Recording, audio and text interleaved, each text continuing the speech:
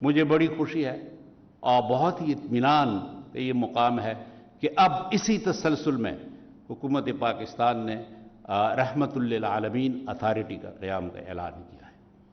جناب وزیر اعظم عمران خان صاحب نے بہت ہی انہماک کے ساتھ اس اتھارٹی پہ کام شروع کیا ہے، اور آپ سب کو اس بات کا احساس ہوگا کہ یہ اعزاز ہمارے محترم صدر مملکت جناب عارف علوی صاحب کو حاصل ہوا کہ گزشتہ دنوں اس اتھارٹی کے لیے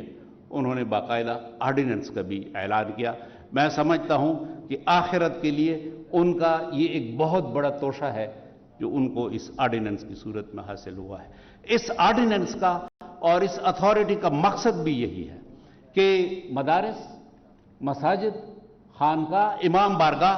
اور سکولز، کالجز اور یونیورسٹیوں کو